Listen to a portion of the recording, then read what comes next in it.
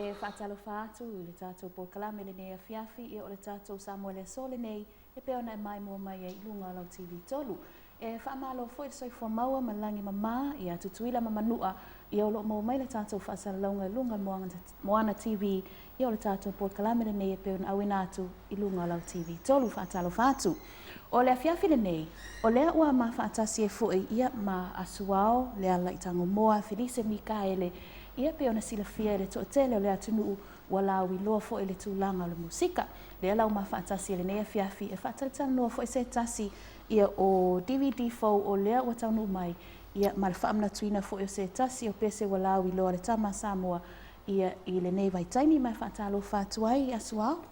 Ia faatalofa atu foʻi ma le agaga faalolo laususuga pepe faapea foʻi le pulega le tatou TV3 ia whapea fwoi whafonga anga Samoa, mai mo anga Samoa le nei tūlao le fiaki, whatalo whātu fwoi, i whawhengainga ma lato whalitua, ro whapea nai so se whatawhai jaulanga, i olo whapea nao na o no manua wase manui o Samoa i langi, whatalo whātu ma le ngang whaloa. Whaftai, ia, aswao se i amata me mai ia oi le tūlanga pe ona iai le Tama Samoa special lea ua i lunga le taimile nei, ia le tūlanga fwoi o le mafua anga ua whaalau loa e fwoi le DVD nei ia ma le tūlanga fwoi ua toe whauai le pesele nei Tama Samoa pe ona lau i loa e Samoa. Aftai, o le tūlanga la palato ia o le tausanga ni ato i le lus fulu tausanga o le pesele ni o Tama Samoa ia le tu tau whamutala atua le tūlanga i le pese. Pau o lea, ia wa yeso manatu fwoi le ia whamanatu ma whailonga fo le lus fulu tausanga o le pesele nei.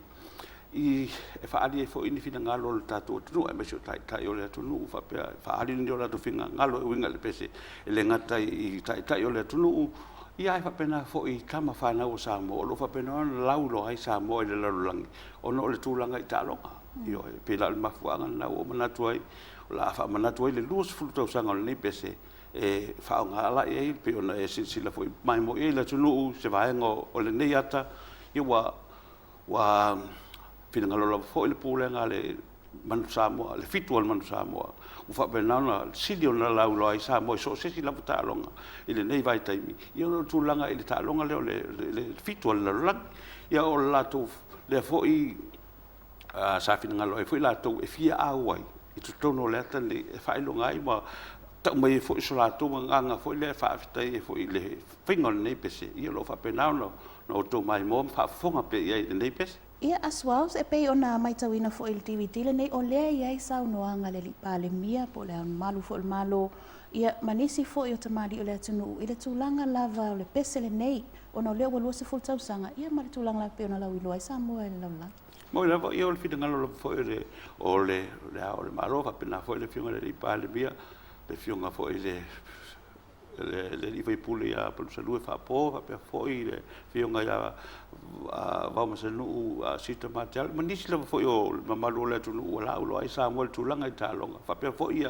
ia tūlanga i tai o e kālesia. Io le latu finangalo lea. Ia e latu te fie i te tonu. Se i tau mai foi lo latu finangalo e winga lava ni pese ua atoa lo lua se fulu tausanga. Peo te manatu o la salo mai mo i pe a whaatau TV. E peo nei le ia isi pese ia peo le tinga le alofa o pese fo i o lea ua lau iloa te tono le atunu ia o le fuli mai lo tua Tears on My Pillow ia peo o nisi nei o whātunga o lea i te tono o le DVD lea. Moi lava o tasi nao pese pe la fo nei pese o le tinga o le alofa ia o pese o te manatu fo i lele o le ngate Samoa nei o loo fia le maro le tunu e mai mo i le ngate i leo le tauri o le CD fo i lele no o tu o le CD o manatu loa la tu lo tunu le atale le wa i nei le fo nei le tinga o le alofa ia ma isi fo i pese na e le fuli mai lo tua ia o pese lava o lo whapena fo i ona whaamelo i maro le tunu i le ngate Samoa nei ia o isi fo i tunu o la afio malala ai i Samoa e pe o le tūlanga la na o manatu o le ato e tu tonu o le pese o le atale nei o no lo whapena ona e fia te lele malu le tunu e mai mo i ai. O pese nei na tu sia lava ma whatu e oi? Io o le tūlanga na pepe o le peni alto ina sa tau wahau hoa fo ina lai whaupunga e wa o le tunu ni o tātou pepe o se tunu e pitu sili ona e sa o le upu foi le fai atatou e sa fa le se le matau ele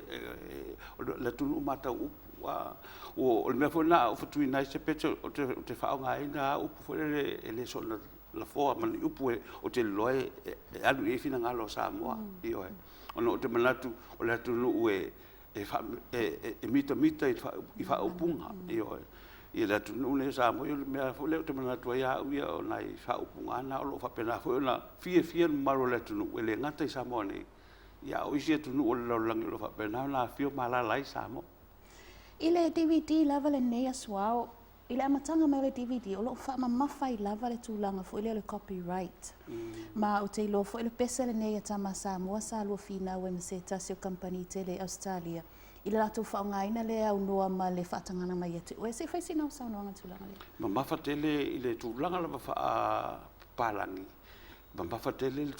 tulanga le copyright ia po le tulanga fo le pule o metotino il fa lingua fa Samoa e ma lo si tele la pe le stala o pese le stala copyright e pe ma lo si tele in alto la fono wa a sa idea tu pe mo la finau i nga su ele copyright e fa ma ni e mo i de melet finau a le pe finga tap a finau tu ele se me fa ma ni o e ona pese e le wa le finda la tu mal pe pasa tu si ai fa pe ya wa fa pe ya le po e fo se pe pasa stata se na ese la tusi fo ese o tulanga la na maftele ai a le tulanga le copyright ia pe ia ona ile fa tulanga na le fa msinonga male mon company tele na la tu fa ia mo commercials funga TV Australia la tu fa ngai na le pese ia ele wa una ele o se pese ho la tu su e fa tau mole TV commercial na sa fa ngai te le ipo la lang e se tangata no mel company la tu su i nei e usu fo le fa nga mole e usu volta ma Samoa ia e mantuele ele se copyright o le pese tangata na o tau sa o nga pese o la le stala o nga pese o ala tangata fa so ele ha pe o tangata fo le ta o fa pa la o performa la ele fa so e fo le va tu fa tangana fo le la te e fa nga is company po se si la e le pese e su e alta ngata e ona tonu ale pese pale pule o le copyright o le la na malo le famasinonga la tulanga no o ye ni tongi mai la to sele ni te oi io sa tongi mai sele ni ata ia le sulang fo kale sele nga tala fe ngai ia fa popo e bale o le pese wa me umana ya fie la o copyright o le umi o le pese nga fa nga pe lu foi upu petasi foi upu e tau dia ma me na te mi e foi ni wa le fa pe no o fa mesi no ngal mata upu no tulanga fina ngalo foi lo ia al company la to al makani Australia ia one io fa mesi no ai fai tua ia la wa sili lo fa ya tu pe togi mai ma se fa inga nai role fai mai le ko ia tu pe la le to ia o belana na mo soil company ia malesi mea pe la fa ele ai le wa alu bole le media foi ma fa le ngai le ngol le company ia pe la tu pe a sa tal sanga foi plase ia tu pe alan tali foi la tom fa me lo ia o se ma to fa nganga le pesen ni o le matu manatu ele engi copyright o pese Samoa o le lenga mo buanga le agreement ngo sengi le agreement i lumo lo ia makan o fa matalanga lai lungo lenga mo o se el makan o la fa pe al makan ele skalang copyright o pese Samoa au te le o tu e su akul epra ya su tu le Nestala mai. Nestala vai ele copyright. If ela só se leni na tal sanga ia. Pese te la mai mo Samoa ki ta atu foi o ate o sa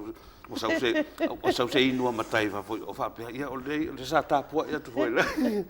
Ia pe o se ta sina va nga sa singa foi o inicio le tio se ta mi vai. Ia e le ta sio va nga o le fenga nga sa matu ina o male ia company la do se ta sila nga va nga o agreement ia ele e oni fa lo nga le tau. Fine.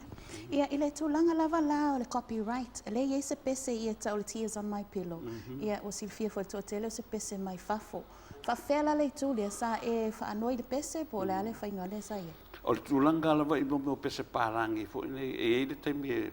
tautu fulutausanga. O malo tautu fulutausanga na olo le tulanga la e whaingoe la tau traditional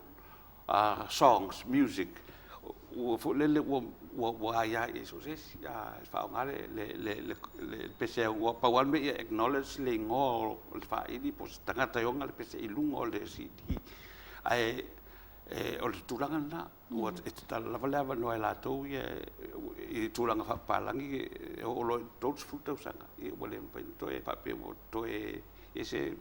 tulanga fo le malo si te lo le copyright. Alo, whaatai, ono le uti o le taimi o le tapo kalame, e sisi saunoanga whaapopo tu salava ma le Tama Samoa, ia ma le tapo inga fo e Samoa i le taitu o fitu o lo whaanga solo ma tulanga wapena. Le paulava lea, le paulava so manatua fo i le whaafonganga Samoa e whai wel tapo le kalame e pepe. Ia le tulanga ale o le whaafetai, ua ana le ingoa le a fo i le langolango Samoa e ala le whatauina o nei musika, matau mwhainga. Ia te manatu o leo toi whaafonga Samoa, ia toi sisila mai fo in tulanga e tau me ne o video. Au mafua na mwhaion whatau ana whaawawina pēr nei tulanga e tāleni. Ia ono le langolango Samoa i le ngata i Samoa nei, ia o i se tunu i whafo le laulangi roha pa nāno lātou langolango ina pēr na ia tau mwhainga i le musika e ala le lātou whatauina nei tau mwhainga. Me la le mo le to elo nga whaapitai le ngata lea mo le foi la nga whaapitai ia ila to uma le palemia mo le fionga le lao le malo ia me la to uma sa fie tonu nei ata mo lo la to taimi sa whaavanoa fa be foi la whaapitai whaapitoa il pulenga le ma le to fitu al manu sa moa sa matu malanga whaatasi mai i le vaalele mai au kilani talatu na po ia whaapitai foi lo to sao wa tau whaamawalungaina e fwoi nei pese i lo tau awai i tu tau no le video me la le tulanga nei po pepe whaafitai tele ia malpulanga fwoi al TV tolu whaafitai. Whaafitai o whela lea e whaini au show fwoi pa whai mai suma i nei po. Ele o maua le taimi nei po o lea o le si baanga a pepe a me le whai uina o lo maua nei paual whale lai maua le taimi nei na o whale o le te paka lai mo wal TVT yo e fa pe foi male vision music o mo wal te mene e le telen TVT ngo so ma ya te manatu ya o le pauna fale o lo faina mo wa ya tane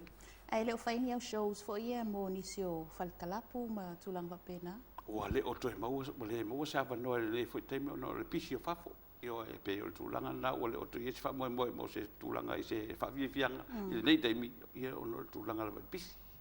Alo, whaafitai ia male nā Samoa, sai whaafonga mai fwoi ia aswao, lea lai tango moa Felise Mikaele, ia nisi fwoi o whaatunga, ia maltulanga peo na yelsi le DVD fwole nei, o whaalau i lua mo le nei. Taimia me se fwoi, ia mana ia fwoi i le whono i mālua, ia mal fwoi le atunu o la suma i le whamnatuina fwoi lima sfutau sanga o le tuto tasio Samoa, ia o leo wa ia i le special nei o le Tama Samoa, ia e whai fwoi masuvani ia pātu e malangatu i a ingai whafo. Ma whai o tau tātou po kalame mo le nea fiafi, la tu mo se si whapoponga ia i le aso tai au. Ai mo le taimi nei, whaasoi fua ia.